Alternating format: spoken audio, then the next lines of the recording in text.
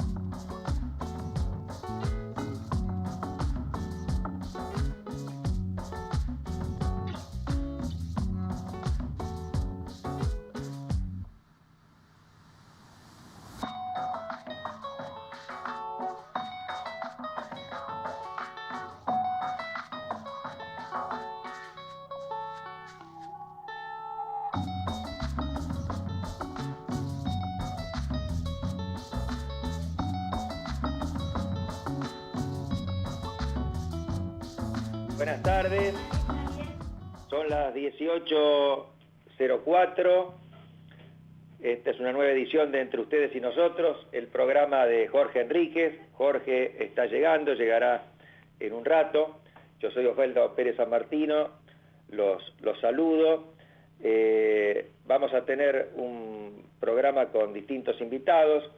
Vamos a considerar algunos temas de actualidad, como la concesión de un puerto a una empresa china en Tierra del Fuego, que ha generado bastante inquietud, el aparente crimen, la desaparición de una joven en el Chaco, vinculada a una familia política muy ligada al gobernador Capitanich. Es un crimen que, bueno, sí, la madre considera que lamentablemente que cree que su hija está muerta. El cadáver, si es así, aún no ha aparecido, pero esto, además de lo grave que es en sí mismo, por tratarse aparentemente de un nuevo caso de femicidio, tiene una gravedad institucional importante por las conexiones con el más alto poder político de la provincia. Y también vamos a considerar cuestiones económicas vinculadas a algunas declaraciones del jefe de gabinete el otro día en el Congreso. Estamos en un momento de en un día particular, ¿no? Hoy es el día en que se cierra la posibilidad de formar alianza, o el día en que se deben inscribir las alianzas. Esto no tiene incidencia en Juntos por el Cambio, porque pese a que en la última semana Horacio Rodríguez Larreta y Gerardo Morales habían señalado su intención de ampliar esta alianza, incorporando al peronismo cordobés y a algunos otros sectores del peronismo afines a Schiaretti. Bueno, esta iniciativa tuvo un rechazo de otros sectores de Juntos por el Cambio, en especial del radicalismo cordobés y de otros dirigentes de Córdoba de Juntos por el Cambio, que advertían que de esta forma, bueno, a pocos días de la elección cordobesa, ellos que estaban llevando adelante una dura crítica contra la gestión de Schiaretti, se veían disminuidos, porque si la coalición Juntos por el Cambio consideraba que era una buena figura Schiaretti a los efectos de incorporarla a esa coalición, entonces esas críticas iban a perder sustento. Pero sí existen novedades en el oficialismo. Según nos enteramos hace algunas horas, el Frente de Todos, que es el nombre de la coalición oficialista hasta ahora, pasaría a llamarse Unión por la Patria. Seguramente, además de cambio de nombre, imagino que habrá algún cambio de estructura o de alianza, pero eso no lo sabemos todavía. Bueno, ahí hay una pugna interna importante, porque Scioli pretende ser candidato dentro de las PASO y el kirchnerismo desea que no lo sea, y aparentemente le están poniendo todo tipo de trabas. Scioli ha dicho enfáticamente que va a mantener su precandidatura, pero todavía faltan algunas horas hasta las 12 de la noche y todo puede pasar. No sería la primera vez que Scioli dice una cosa y termina haciendo otra. Me dicen de la producción que tenemos en línea al economista Martín Siracusa. Nos interesa mucho hablar con él porque por ciertas declaraciones del jefe, por la situación económica en general, acaba de darse el índice de precios al consumidor del mes pasado, que fue 7,8%. El gobierno celebra, probablemente pues una décima menos que el mes anterior, pero sin duda no es una buena noticia, y creo que la inflación anual, el IPC anual, ya trepa a más del 114%. Pero bueno, le doy la bienvenida a Martín Siracusa. ¿Me estás escuchando, Martín? Sí, ¿qué tal? Muy buenas tardes. ¿Cómo les va? ¿Qué tal? ¿Cómo te va? Muy bien, muy bien. Antes que nada, quería preguntarte, ¿qué tenés para decir de esta información reciente del nuevo índice de precio al consumidor? Sí, bueno, indudablemente hay una preocupación que a mí me genera que el gobierno festeja estos pequeños aumentos, estos pequeños descensos en índices muy altos. Cuando uno mira cómo está compuesto la inflación, cuando uno mira cómo está compuesto el número de inflación, perdón, tuve un problema logístico. Está bien. Y dice, bueno, si uno anualiza este número que acaba de dar el gobierno, uno dice, bueno, queda en 7,8 durante 12 meses, ¿no? Eso te da 146% de inflación, que es un número de inflación altísimo y que genera un deterioro muy fuerte del salario real. Por otro lado, entonces el festejar que de 8 en vez de 8 no fue 8, fue 7,8, en el bolsillo de la gente no tiene ningún impacto, no tiene ningún sentido. A mí me parece que esto ha provocado esta política económica desastrosa para la gente común, ¿no? Porque el salario, mirá lo que ha caído el salario desde que asumió el gobierno kirchnerista, albertista o quisilofista, o como le guste llamarse a ellos. El salario de lo que tenían 100 pesos, ahora, si sos formal, tenés 80, ganás 80. Y si sos informal, en vez de 100, ganás 60. Fíjate lo que ha enorme, perdido es el trabajador enorme contra la inflación, terrible. Entonces realmente cuando uno mira que se parte el bloque, justamente por cuestiones políticas, en el fondo lo que hay también es una gran complicación económica, porque ellos ven que la situación del votante, incluso claro, del Frente de Todos, que ahora es Unión por Cristina, Unión por no sé quién. La Patria creo que lo pusieron, sí. Bueno, de patriotas. Para ellos es lo mismo, la Patria y Cristina es lo mismo. Claro, exactamente. ¿Se acuerdan cuando decía la patria está en peligro? Por $1, no me acuerdo, 40 y pico, creo que valía ese dólar. Bueno, ahora la patria, no sé dónde está. Entonces, a mí me parece que hay un problema en la política económica, y la discusión que está teniendo el kirchnerismo no es solo política, es política, pero es económica. Hay sectores del kirchnerismo que han impulsado durante estos años un girito hacia la racionalidad. Y perdieron políticamente, porque ese giro a la racionalidad que intentó Guzmán lo disparó.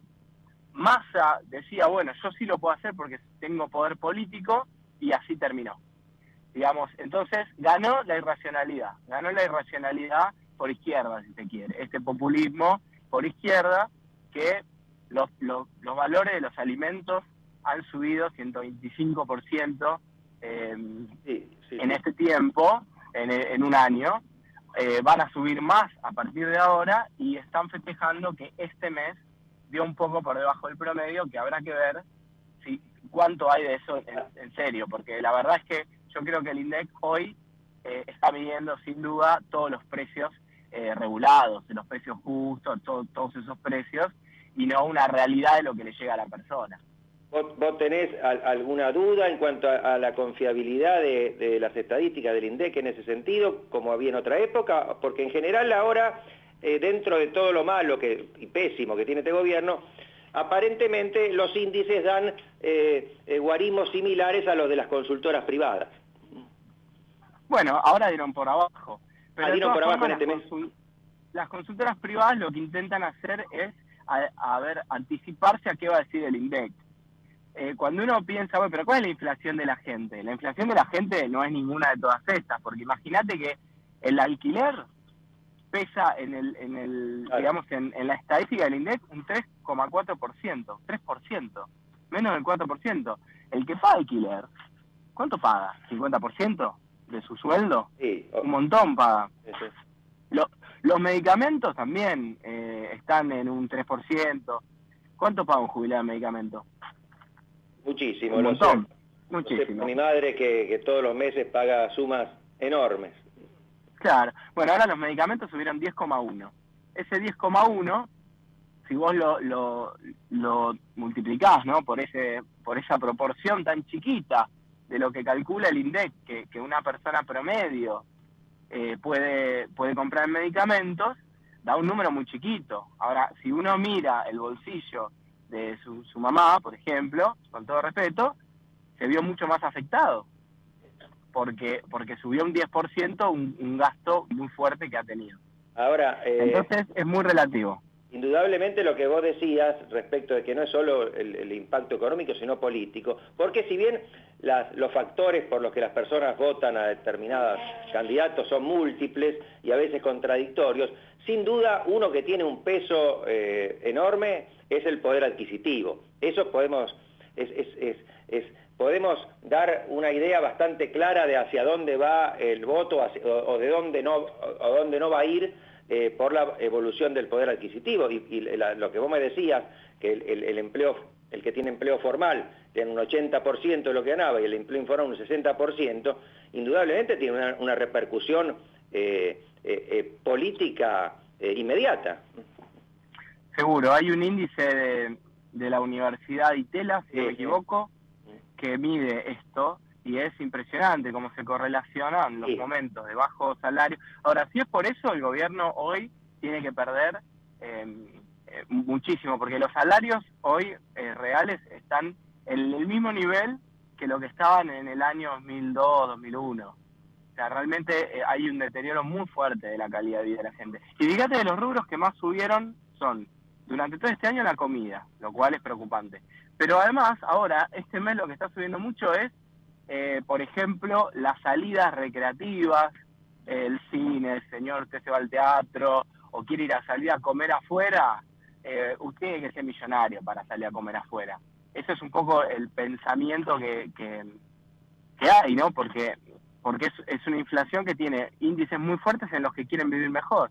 Si sos un joven, te querés ir a vivir solo para independizarte, es imposible pagar un alquiler hoy. Muy difícil, muy difícil. Ahora, Alberto Fernández ha dicho, no sé si hoy o ayer, lo leí hace un rato, que en realidad la Argentina está mejor que otros países luego de la pandemia, porque nuestra inflación se multiplicó por 2, mientras que la de otros países, perdón, no puedo más que reírme, se multiplicó por 4, por 5 o por 6.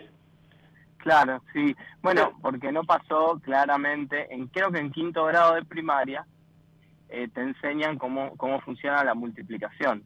Cuando uno dice, si yo te digo, mira, te multiplico por 100 el valor de un caramelo, o te multiplico por 2 el valor de una casa, ¿vos cuál elegirías? Claro. Que te multiplique por 2 el valor de una casa, porque es mucho más. Lógico. Entonces lo que hace el presidente es faltarle el respeto a la gente, como si no supiera multiplicar. Yo no digo que todo el mundo se sabe las tablas, pero me parece que es bastante ingenuo lo que dice el presidente. Además, yo creo que hay una cuestión del que lo vive, ¿no? El que lo vive en carne propia, y a ese no le podés mentir. No le podés decir, no, la economía está creciendo. Yo veo unas propagandas bastante fascistas de que la economía está creciendo. Sí. Yo veo los comercios cerrados. Perdón, y el jefe de gabinete dijo que estamos en una situación inmejorable o algo así. Inmejorable. Sí, que no hace falta devaluar, dice. Devaluaron, digamos, ¿no? Pasaron de 40 o de 60 a 200 y pico. El dólar oficial. Sí. Ahora, además, generaron una brecha enorme por sostener una mentira, por sostener una ficción económica, una brecha del 89%, 90% entre el valor oficial y el verdadero, y que está en el mercado. Es decir que eso es una devaluación, es una promesa no de devaluación, la devaluación ya está. O sea, después es una definición, pero si yo le pregunto a mi tía es profesora de matemática, pero ya está jubilada, pero yo le digo, che, tía, ¿cuánto vale el dólar? Y mi tía me va a decir 480, no me va a decir 220, pero si sos exportador de soja, un poco menos. Es como casi lo lógico, es lo que la gente ve, y de hecho, si uno habla con las pymes pricean, ¿no? O sea, le ponen el precio a las cosas en función del dólar blue, porque ya saben que va a llegar a eso, entonces se tratan de cubrir. Pero porque siempre en este caso el gobierno dice, bueno, lo importante es el dólar oficial, el que ellos llaman legal, porque los insumos para la producción se importan a ese valor. Pero indudablemente para todos los argentinos, después de tanto tiempo, las expectativas están cifradas en torno al dólar blue, al dólar marginal, o como se lo quiera, antes llamábamos negro, porque sabemos que finalmente cuando se sincere la economía, se va a unificar en un valor más semejante a ese, ¿no es así? Totalmente, porque vos pensás primero, nosotros no es que consumimos, vos vas a la canasta y compras en el supermercado, no sé, un pollo, que compras una carne. En general son cosas argentinas, lo que se importa, por supuesto que hay cosas importadas, pero en general se importan insumos para producir cosas, o se importan insumos para exportar cosas incluso. En general los importadores también son exportadores, entonces es otra la cuenta que hay que sacar. Hoy la cuenta que hay que sacar es cuánto han venido aumentando los precios y cuánto ha aumentado el dólar. Y la realidad es que el dólar es un precio más de la economía. Lo que ha bajado su valor es el peso, es el dinero de todos los días. Ayer fui a sacar plata a un cajero, saqué un monto, nada, había perdido la tarjeta de débito, yo le cuento mi vida, había perdido la tarjeta de débito, entonces saqué un poco más de lo común. Me lo tuvo que dar en como 5 veces, porque no entraban los billetes. Claro. Es el problema. No sé, me dan 100 lucas, 150 lucas, una cosa así, en 5 veces me lo dio. Entonces yo iba de a poquito sacando. Eso te muestra que la plata es lo que perdió valor. Por supuesto, no y en algún momento, seguramente en alguna reforma monetaria se sacarán otros ceros. Vos sos joven, pero yo, desde que nací, la moneda perdió 13 ceros por las sucesivas inflaciones que hemos tenido. Claro. Bueno, yo no lo recuerdo, porque yo nací en el 85, pero mi recuerdo viene... Me acuerdo del billetito violeta de 1000, y después y de los australes, y después me acuerdo ya del 1 a 1. Y hay muchos chicos que pensaban que ya tienen 20 años, estamos en el 2023, ya no vivieron la estabilidad, vivieron siempre con inflación. Pero la Argentina, que tiene desde el año 45, empezó la inflación y ha tenido inflaciones altas, crónicas, pero digamos, en los 70, 80, que había alta inflación, bueno, vos sabés más que yo eso, pero el mundo tenía en general inflación, no tan alta, pero había una época de inflación. Hoy prácticamente todos los países, aún los países que no son desarrollados, han logrado combatir, tienen estabilidad. países vecinos a nosotros que tienen muchos otros problemas, pero tienen estabilidad de precios. La Argentina tiene alguna vez que encarar esto para dar una solución definitiva, ¿no? Sí, sí, el mejor caso para explicar eso es Bolivia. Yo lo discutía mucho con Aracre, con Antonio Aracre, Sí. que es el economista que es asesor o era asesor del presidente hasta hace poco, en buenos términos, ¿no? Por supuesto, porque él me decía que bueno, que Bolivia se quedó sin dólares, ¿no? Y Bolivia tenía déficit, el gobierno, pero que sin embargo no tenía inflación. Entonces yo hice el trabajo de mirar y de decir, bueno, pero ¿qué pasa con la emisión de la moneda boliviana? Y bueno, no emitieron nada. Uno agarra 3 años de Bolivia y la emisión fue, nada, 17%. Y mirá la de Argentina y fue 300. Sí, otro caso interesante es Perú, por su inestabilidad política Claro. extraordinaria, los gobiernos débiles, juicios políticos, renuncias, y sin embargo el presidente del Banco Central es el mismo hace muchos años y tiene una estabilidad económica. Claro, sí, sí, totalmente. La estabilidad del Banco en Perú está incluso escrito en la Constitución Nacional que el Banco Central es independiente. Es algo que está plasmado en la Constitución, entonces bueno, es algo que pasa en los gobiernos, incluso gobiernos más izquierdos, más distintos gobiernos, distintos signos, con todo el lío político que tuvieron, y con el sol no pasó nada, digamos, prácticamente. Ahora, Martín, ya dijimos todo lo negro, ahora mirando hacia el futuro, imaginemos con un cambio de gobierno, porque con un gobierno de este signo indudablemente no podríamos ir más que a profundizar el desastre, pero imaginemos un gobierno responsable, serio, con buenas intenciones, con buenos equipos. ¿Puede superar esta decadencia de tanto tiempo con tantos factores corporativos que van a hacer una feroz resistencia? Sí, por supuesto, porque yo creo que lo que cambia es primero un entendimiento de parte de la sociedad. Yo creo que hoy, bueno, nosotros que formamos parte del equipo de Patricia Bullrich, yo creo que Patricia hace 20 años que dice lo mismo. Lo que pasa es que antes lo decías y eras un loco suelto. Vos decías antes que había que ser ordenado, que había que la ley había que cumplirla a rajatabla, que la inflación era un problema de que el gobierno generaba déficit y eras un loco, estabas como, te habías escapado del zoológico. Ahora vos lo hablás con la sociedad, con una persona, mirá que yo viajo por el país y hablás con gente de todo tipo, en la feria artesanal en Salta, y la gente lo tiene clarísimo, tiene claro que hoy hay un problema de un gobierno muy grande, muy desordenado, que nos hace perder ahorros a los demás, al sector privado, que también es eso, ¿no? El sector privado somos todos los ciudadanos. No es que hay 5 empresas gigantes que se llenan de plata y después está el Estado y somos todos el Estado. No, esa idea del Estado somos todos fue distorsionada. En realidad, el sector privado somos todos. El Estado es el gobierno, el que tiene que gobernar.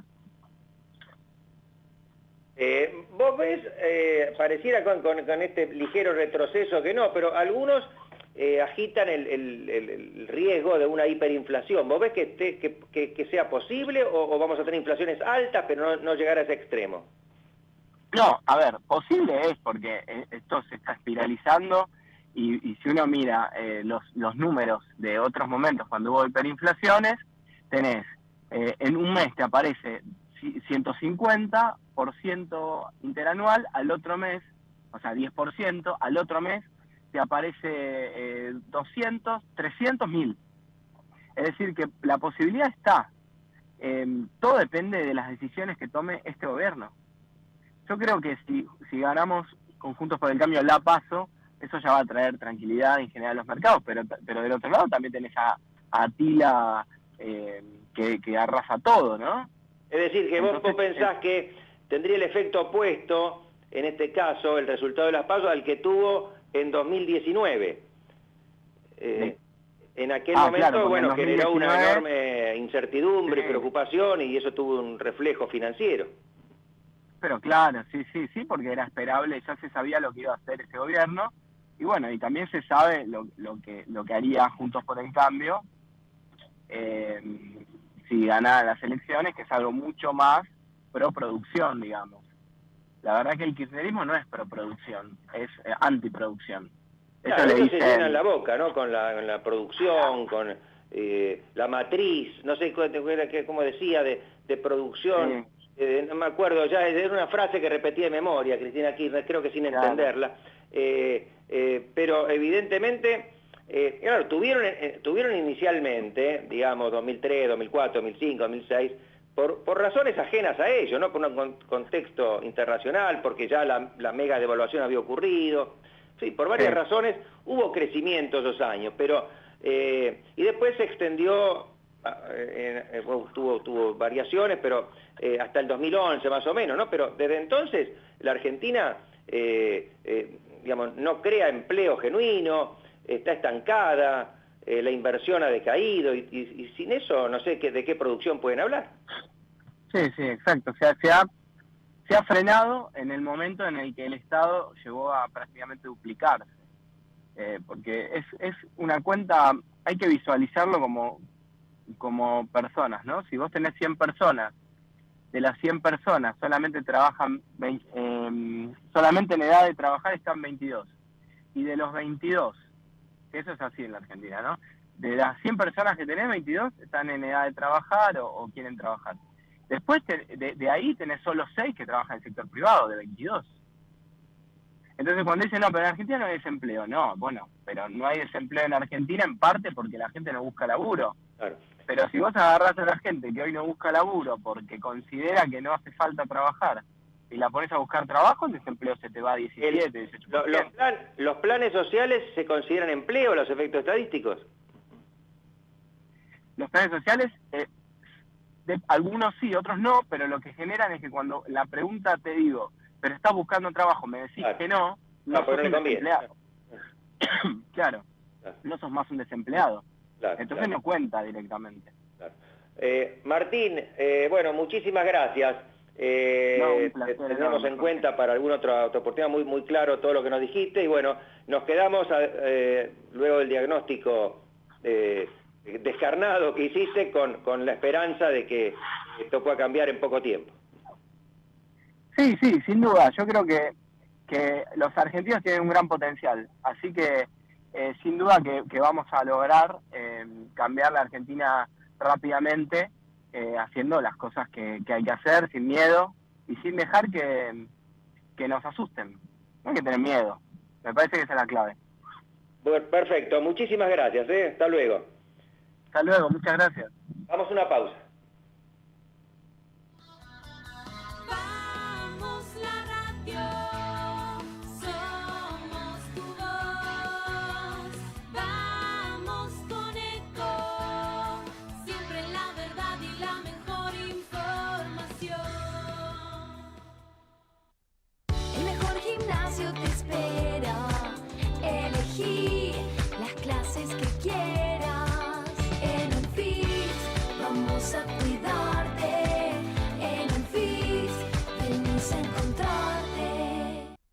¿Cómo prevenir dengue, zika y chikungunya? Sin criaderos no hay dengue. Limpia tu patio de objetos que acumulen agua. Elimina agua estancada de recipientes. Reemplaza con tierra o arena el agua de tus flores. Tapa los tanques de agua y cisternas. Tira y perfora llantas para que no acumulen agua. Limpia floreros y bebederos. Recordá, sin criaderos no hay dengue. Intendencia Menéndez. Informate en ecomedios.com. Seguinos en Facebook. Ecomedios Live.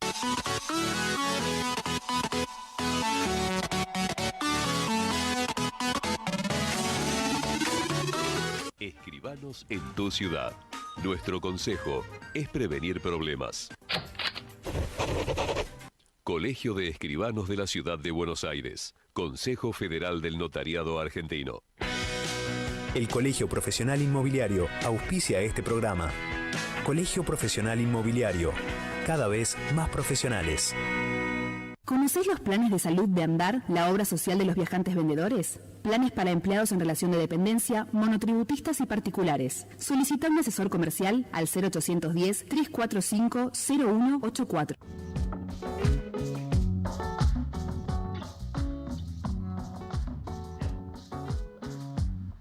Continuamos entre ustedes y nosotros, y ahora tenemos el gusto de estar en contacto con el doctor Diego Guelar. Ustedes conocen bien, ha sido embajador en Brasil, en Estados Unidos y en China. Es un experto en cuestiones diplomáticas. Y le queríamos consultar. ¿Qué tal, Diego? ¿Cómo está? Soy Osvaldo Pérez San Martino. Sí, ¿cómo le va? Buenas tardes. Buenas tardes. Jorge Enríquez está llegando, así que probablemente comparta luego este diálogo. Lo queríamos entrevistar, entre muchos otros temas, por esta preocupación que genera la posibilidad de que China sea la concesionaria o una empresa china de un puerto en Tierra del Fuego. ¿Cuál sería el inconveniente, cuál sería el problema que ha generado tantas alarmas? Yo no comparto la preocupación, decididamente. Yo creo que haya una fábrica de urea, que es un fertilizante para la soja muy importante en Argentina, en Brasil, en Paraguay, en Uruguay, en territorio argentino, y que se pueda hacer un puerto que es imprescindible porque el mercado natural de este fertilizante va a ser Argentina y Brasil. Es un dato importante porque no alcanza con la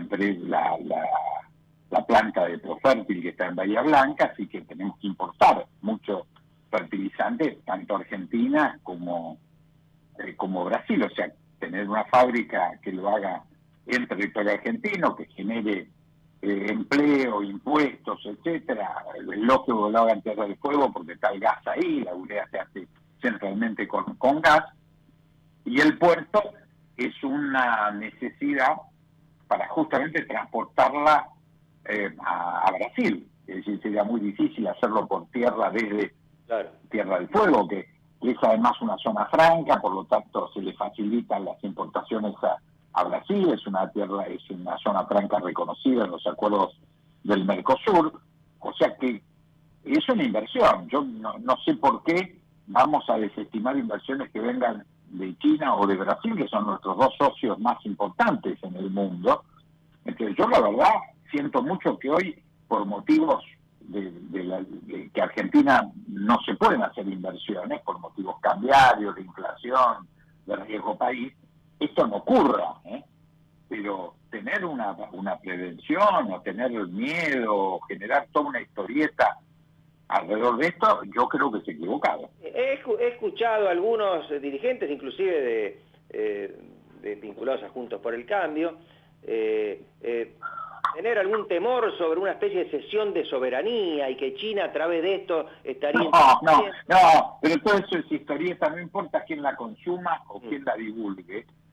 Que haya una inversión en una planta de urea, de fertilizantes, que obviamente necesitamos, que se haga en Tierra del Fuego, es justamente por este motivo que estoy dando. Está el gas ahí, hay condiciones para exportar a Brasil, lo mismo el puerto. Todo lo demás es historieta, mitomanía, versos. Desgraciadamente cada día estamos más lejos del mundo y entonces tenemos esa tendencia a construir fantasmas donde no los hay. Yo al menos no los veo. Sí. Es cierto que estamos, escucho también hablar, también algunos expertos, una nueva guerra fría, que en este caso sería entre Estados Unidos y China. No, hay una competencia muy fuerte entre Estados Unidos y China, muy razonable. Una de las superpotencias que viene ya del siglo XX y que se proyecta, por supuesto, a seguir siendo superpotencia en el siglo XXI. Y otra es una que irrumpió en el siglo XXI. En el siglo XX no existía China en el mundo. Era un país lejano, pobre, sin ninguna influencia. En el siglo XXI, en forma muy rápida, producto de la eficiencia de la nación, del Estado chino, lograron tener esta presencia que hoy tiene, entre otros Argentina, 135 países que son, de las cuales son los principales socios comerciales. Creo que esto empieza con Europa, que es la número 1, la Unión Europea, el primer socio de China, el segundo es Estados Unidos. Y no sé por qué nosotros le tenemos miedo a las inversiones chinas cuando obviamente son buscadas en todo el mundo y son una puerta de oportunidad muy importante para nosotros, además de nuestro principal mercado agrícola. ¿Y cómo estamos nosotros en la región? Pregunto por esto, Lula, que gana las elecciones inclusive con el apoyo de Cardoso y de otros dirigentes, llamémoslos centristas, por oposición a Bolsonaro, que se veía una figura autoritaria. En declaraciones, sin embargo, pareciera haberse acercado demasiado a Putin, ha defraudado, me parece, a algunos de los que, quizás sin quererlo demasiado, lo tomaron como un mal menor. No sé cómo lo ve usted. No, yo creo que hay gestos confusos en este inicio del tercer mandato. A mi juicio fue exagerada la recepción a su vecino Maduro, sí. De plantear que era un relato. No es un relato. Yo creo que mucho no. La verdad, siento diferir mi opinión con la del presidente Lula. Y dos países que son récord de expulsión de sus conciudadanos, que son Siria y Venezuela, ¿no? Entonces esto no es un relato, un dato menor. Yo creo que estamos en un régimen dictatorial, nada que ver con lo que ocurre como situación institucional en Brasil. La verdad no entiendo cuál era la necesidad de esa recepción, de ese abrazo y de ese gesto hacia una dictadura que nada tiene que ver con el Brasil contemporáneo, ¿no? ¿Y cómo ve usted a nuestro país, nuestro gobierno en materia de relaciones internacionales? Porque siempre durante la presidencia de Alberto Fernández fue más bien confuso, ¿no? Como tanto como en la política doméstica. Sí, yo creo que nadie, es obvio, la política exterior es un brazo de la política de un país, no es otra política, ¿no? Es la política nacional proyectada hacia afuera, pero no es otra política. Siempre digo que es un brazo hoy muy importante en el mundo global. Obviamente la política exterior es un brazo muy importante de la política nacional. Y en este caso, por supuesto, tiene las mismas confusiones que tiene la política nacional. No tenemos un programa de gobierno, tampoco tenemos política exterior. Sería rarísimo que un gobierno que no tiene un programa tuviera política exterior, ¿no? Claro. O sea, es coherente con el no programa. Entonces no hay programa local, no hay programa, por supuesto, de política exterior. Claro, además me pareciera que se reproducen en el ámbito internacional esas contradicciones entre funcionarios que se dan en el ámbito local. Unos, frente a un país que viola derechos humanos, hacen la vista gorda, otros hacen una condena tibia. No se sabe cuál es la posición del gobierno argentino y pareciera que no hay ninguna. Es que no la hay, insisto, no tenemos política nacional, no podemos tener un país que tiene 150% de inflación, hoy falta de credibilidad, obviamente, en todo el mundo. Tenemos una ausencia de política. Entonces, insisto, la política exterior es nada más que la misma política proyectada hacia afuera, pero es la misma. Siempre hay que recordar que en la Argentina hay 100 embajadas, hay empresas de muchos orígenes instaladas, hay 400 corresponsales extranjeros instalados en Buenos Aires. Todos ellos emiten hacia el exterior lo mismo que nosotros vivimos cotidianamente en términos de inseguridad, de inflación, de incertidumbre. O sea que aquellos que siguen a la Argentina desde fuera, sea desde la región, o desde China, o desde Estados Unidos, o desde Europa, tienen la misma información que tenemos nosotros, ¿eh? Y obviamente huelga que explique lo que todos los oyentes conocen. Claro. Sí, hoy parece gracioso hoy en día cuando se hacen esos análisis que dicen, no, que el presidente o el canciller o el ministro de Economía dicen algo, le dicen algo a un país, pero en realidad no es lo que creen porque realmente están negociando, como si los otros no supieran exactamente lo que está pasando al instante. Yo ¿no? le agradezco el llamado, pero tengo que entrar en una reunión, no quise dejar de atenderlo. Bueno. Le agradezco, mándale un gran saludo, por favor, a Jorge de mi parte, y como siempre a disposición de ustedes. ¿Cómo te va, Diego? Acabo de llegar, porque estoy con esto del cierre de la alianza, así que acabo de llegar al estudio, pero... No, me parece quien habló contigo, que es Osvaldo Pérez San Martino, tiene mucha más preparación con los temas internacionales que yo, así que... Acabamos de tener un diálogo muy rico y por supuesto seguiremos este diálogo en otra oportunidad. Donde nos encontramos a veces. Un abrazo gigante, Sí, no vamos a decir dónde. Chao, hasta luego. Un gran abrazo. Hola Osvaldo, gracias Jorge, ¿cómo estás? por tu participación. Me estaba contando recién algo sobre el tema China cuando entré nuestro productor, que no visualiza el... Sí, él no ve el riesgo que algunos señalan, al contrario, lo considera positivo, esa es una inversión necesaria. Yo personalmente no tengo opinión, realmente no he seguido el tema en profundidad, no puedo decir nada, pero era interesante escuchar a alguien que sabe mucho de relaciones internacionales. Mira, yo te voy a decir algo, Osvaldo. Yo lo que pienso de esto es lo siguiente. El otro día estuvo en el programa Rukauf. Uno puede no coincidir o coincidir con él, pero en algunas cuestiones políticas, pero tiró algo que a mí me sorprendió. Primero dijo que el dúo Mamá, ¿sabés quién es el dúo Mamá? No. Massa Máximo. Fue a hacer una estudiantina. De la estudiantina volvieron diciendo, fue una estudiantina alegre, que fueron a China. No conocía a lo mejor Máximo, que nunca salió de la General Paz, no conocía o de Río Gallegos. Entonces fue una alegre estudiantina. Cuando volvió, que dijo uno de los del dúo, Sergio Tomás, Argentina. Yo digo, está bien comerciar con todos, no alinearse ideológicamente. Esto es lo que más o menos es el resumen de la conversación con Rukauf. No, con Rukauf. Con Rukauf, perdón. Comerciar con todos, no alinearse ideológicamente. Pero él me decía, dice, el litio se lo llevan en forma de ladrillo, o sea que no hay valor agregado, y nos dejan agua sucia.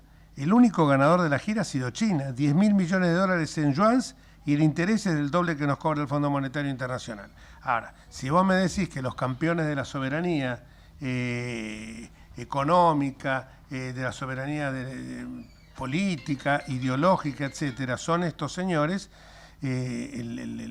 los que tenemos en el gobierno, después de esto que me dice Rukauf, que bueno, estará en una vereda distinta al peronismo, pero es más o menos es peronista también como ellos. Me dice esto el propio Rukauf, y me dice, ojo con el puerto de Aguas Profundas, porque hay un triángulo que va Puerto de Aguas Profundas, Argentina, una localidad que no retuve el nombre en Perú, un puerto en Perú, y otro en Brasil. Tienen el triángulo perfecto. De ahí el dominio hacia el sector antártico. Así que, bueno, tenemos en línea, ahora seguimos los dos juntos, tenemos en línea al diputado nacional Gerardo Cipollini. Gerardo Cipollini, más allá de un diputado con el cual trabajamos muy bien, es uno de los diputados nacionales por la Unión Cívica Radical, en este caso por la provincia del Chaco, más concretamente él es de Sáenz Peña, donde creo que su hijo es el jefe del intendente, y Gerardo Cipollini, lo hemos hablado, lo hemos solicitado que se comunicara con nosotros, que nosotros lo queríamos llamar, porque hoy está el tema, no sé si vos lo trataste al comienzo del programa, un tema a mi juicio gravísimo, que es el de... No llegué a tratarlo, Jorge, porque enseguida hablamos de economía con Martín Siracusa. Con Martín Siracusa. El asesinato, el femicidio de Cecilia Strisowski, que pega muy fuerte en lo alto del poder político de Tucumán, de Chaco, concretamente en Jorge Milton Capitanich. Y para conocer algunos detalles de esto, lo tenemos a Gerardo Cipollini. ¿Te parece? Hola. Hola, Gerardo. Hola, Gerardo. Osvaldo, me quedé solo. Sí, no, yo te estoy escuchando, Jorge, estaba esperando que entrara Gerardo. Gerardo Cipollini. Hola, Gerardo, ¿cómo andás? Hola, ¿cómo te va, Jorge? Muy bien, acá con... Bien, muy bien, un gusto escucharte. Acá con un correligionario tuyo que hacemos el programa, Osvaldo Pérez San Martino, un joven que me acompaña, Gastón Emes, y yo estamos para escucharte muy atentamente con el tema este que está sacudiendo a toda la Argentina por la gravedad de lo que es este femicidio, pero además porque vemos lazos muy fuertes y creo que esto es todavía más contundente, la ligazón que hay entre el poder político y estos crímenes a veces, que fue más fuerte aún que lo que fue hace unos años el caso María Soledad. Claro, la verdad, Jorge, que esto es una demostración más de la red de complacencia y de convivencia del gobernador Capitanich con estos popes pseudo dirigentes populares que en definitiva son individuos que utilizan a los pobres ciudadanos para sus fines, ¿no? En el caso de Merenciano Sena, en su época inicial cortaba el puente Chaco Corrientes con los chanchos, de los cuales era criador, aparentemente sigue criándolos, y bueno, y luego fue generando relaciones con el gobernador. De hecho es público y notorio que fue su padrino de bodas. Armó un feudo del barrio que lleva el nombre de él, en el sur de Resistencia, con fondos evidentemente aportados por el gobierno, ya sea nacional o provincial, y además con un sesgo vergonzoso, ¿no? Hay una escuela primaria a la cual los niños están obligados a ir vestidos de rojo, aizados junto a la bandera nacional, la bandera de Cuba, hacen un culto al Che Guevara, a cosas inexplicables, y mientras tanto van acrecentando sus patrimonios personales, ¿no? ¿Es una escuela pública esa? Y bueno, son esas escuelas que el gobierno de Capitanich ha generado, que tienen un nombre particular, escuelas de gestión social. De hecho, el director de la escuela es Merenciano Sena, un individuo que creo que ni tiene terminado el ciclo primario, y uno ve cómo firma, y firma como director de esa escuela. Esas escuelas son escuelas de adoctrinamiento que han servido para colocar a todos los amigos en cargos ejecutivos con rango de docentes, ¿no? Y no son docentes, la verdad, y no son docentes. Es puro adoctrinamiento, ¿no?, político. Y en el caso de este señor, más grave. Sí, en el caso de este señor más grave, aún estuve buscando porque pasó entre el vendaval de cosas que pasan por los celulares, una foto de él entregándole un libro al Papa. En Roma, se ve el escenario, es Roma. Ese libro, que evidentemente no lo pudo haber escrito él, fue presentado en un evento en La Habana. Viajó él junto con el diputado Pedrini, no sé si coincidió con una visita de la señora vicepresidenta o presidenta en su momento, en La Habana. Fíjense ustedes el aire que se le ha dado a este individuo, ¿no?, que es un tipo matonazo, que presiona a la gente. Así que bueno, y entonces ahora surge con claridad meridiana que estos vínculos tan aceitados entre el gobierno, y no solo él, porque hay otros conspicuos dirigentes que también están todos acordados con el gobierno, que además inclusive no se entiende bien, porque Resistencia, si bien es una ciudad que se ha extendido mucho, el microcentro de Resistencia es invivible, porque todos los días hay algún movimiento social cortando alguna de las calles de alrededor de la plaza principal, donde está la Casa de Gobierno, o algunas otras calles donde está Acción Social. Ayer estuve en Resistencia y les digo, realmente el caos de la ciudad de Buenos Aires casi ni se le parece a esto de Resistencia. El día de ayer fue una cosa espantosa.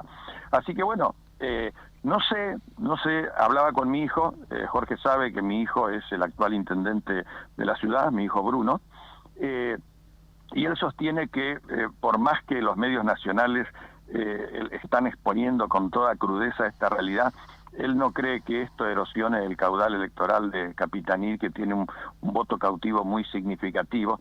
Más bien pienso que se lo puede erosionar la competencia que le ha aparecido a Capitanich, porque por primera vez en 14 años de gobierno peronista aparecen, donde él era siempre el único candidato, le aparecen otros contrincantes.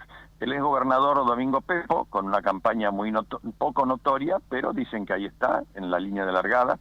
el ex vicegobernador que acompañó a Capitanich en su momento, que lo reemplazó como gobernador cuando Capitanich fue jefe de gabinete, el señor de apellido búlgaro, Vasilev Ivanov, y el que más volumen y peso tiene, se ve que por los recursos que maneja, el actual intendente de la ciudad de Resistencia, Gustavo Martínez. Así que creo que esta vez el Coqui enfrenta un escenario electoral un poco más complicado. Esto evidentemente no lo favorece porque la verdad que está cobrando a lo largo y a lo ancho del país, ¿no? Ahora presumimos que es un meme. Hoy en la ciudad de Saspeña cierra la campaña provincial, el Capitanich, y hay una invitación al acto con un sobreimpreso que dice ni una menos. Suponemos que es una mala jugada de alguno porque que Capitanich venga a hacer una campaña y que diga ni una menos parece una tomadura de pelo, cuando ninguno de las áreas feministas cercanas al gobierno se ha manifestado, porque no hemos escuchado ninguna declaración de nadie que proteste por la muerte de esta joven, que presumimos que ha muerto, no es que ha desaparecido porque se fue a Ushuaia y perdió el teléfono. Todo el mundo supone que fue asesinada. ¿En qué circunstancias? Bueno, la justicia deberá determinarlo, ¿no? La madre lo ha Así dicho, que, ¿no? La madre tiene esa convicción. Sí.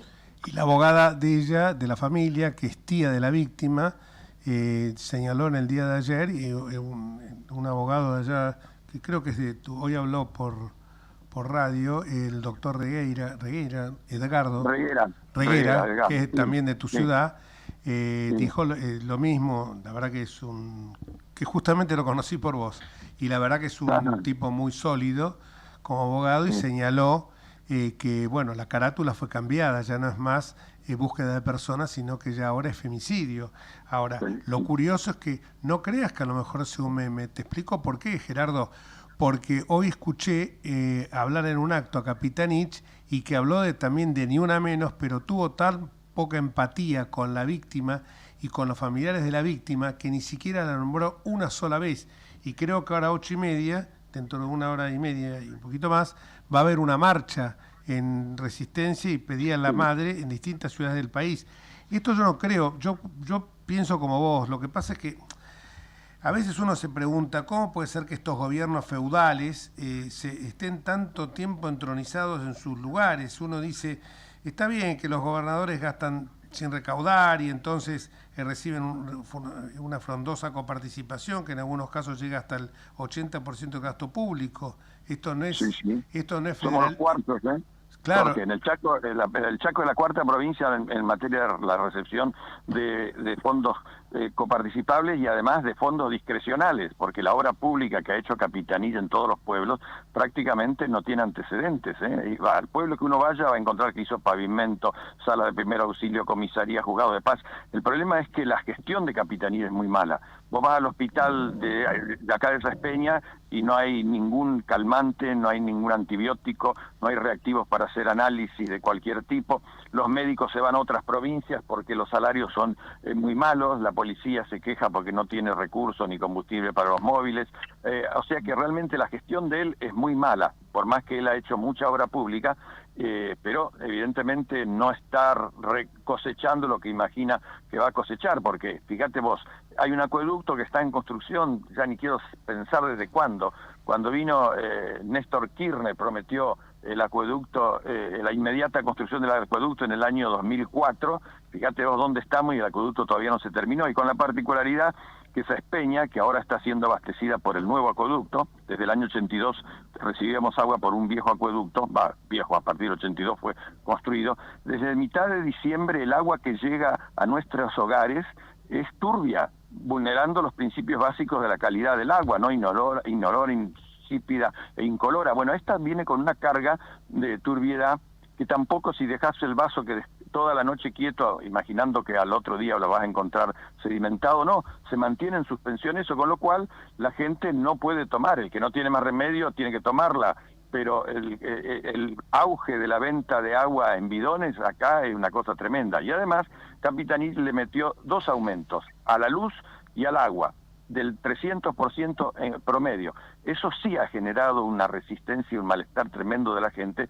porque hay gente que acredita que tiene que decidirse si va a pagar la luz y el agua o va a comer. A ese nivel de decisión está llegando la gente, y eso sí me imagino que va, en alguna medida, va a repercutir. Si bien esta es una provincia históricamente peronista, salvo los gobiernos de Rosa y de Nikich, ellos han tenido siempre un piso de un 30, un 35%, lamentablemente, y no se mueve, y no se mueve. Estamos esperanzados que en esta oportunidad esa relación, la aparición de otros contrincantes, bueno, pueda abrir la puerta para que Juntos por el Cambio pueda llegar a recuperar el gobierno de la provincia. El próximo domingo tenemos nuestras PASO partidarias y bueno, veremos del resultado de ellas quién es el candidato nuestro a gobernador y si se cumple lo que están todos prometiendo, ¿no? Que después de las PASO todos juntos vamos a trabajar por un objetivo común. Esa es nuestra esperanza.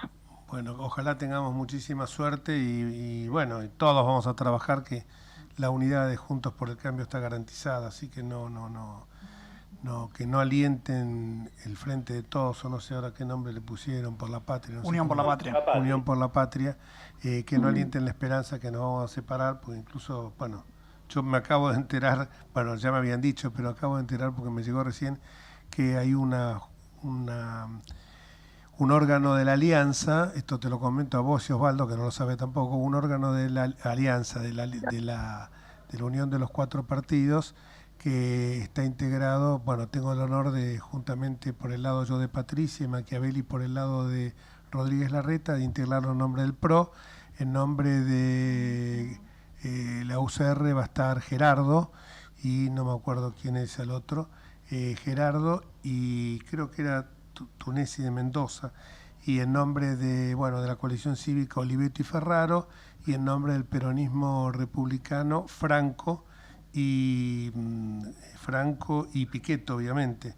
Qué vergüenza que no me acuerde del segundo, del otro, de la UCR. Y Alberto Acef, tengo entendido que también participa con su partido. No, participa también la Democracia Progresista y Alberto, pero no, por la Unión Cívica Radical está ahora, bueno, está, no, mira que era también están ellos, pero en este órgano están los 4 partidos fundacionales. Está bueno, ahora no, está Morales y Ramón Mestre. Ramón, no digo, por la UCR, el hermano que fue intendente de la ciudad capital. Así que bueno, es un honor para mí que integrar esto, ¿no? Sobre Felicitaciones, todo. Jorge. Gracias, querido amigo, vas a tener que trabajar vos también ahora. Bueno, Gerardo, un abrazo enorme y la mejor de las suertes para el domingo venidero, y espero que esta desgracia, que la verdad que me gustaría saber, ¿Pietragala anduvo por la provincia? No, Pietragala va cuando... No vino nadie, ni la defensora de las mujeres, no vino nadie. El que estamos esperando que llegue es Gerardo Morales, que va a hacer un actito acá en Sespeña, que está demorado porque lamentablemente esa es otra cuestión que tenemos un magnífico aeropuerto, propiedad del Estado provincial, en el cual Capitaní no ha invertido nunca un peso en los últimos años, y lo tenemos clausurado. Pista de 1.800 metros de hormigón, puede bajar cualquier avión de los que operan en el cabotaje. Sí, lo conozco muy bien, es excelente. Un abrazo. Bueno, un abrazo gigante. Jorge, gracias Gerardo. Saludos allí al otro amigo. A Osvaldo y a Gastón, que está acá conmigo en el estudio. Y nosotros nos vamos hasta el próximo miércoles, si Dios quiere. Chau. Osvaldo. Chau, Jorge. Saludos. Chau. Ay, Osvaldo.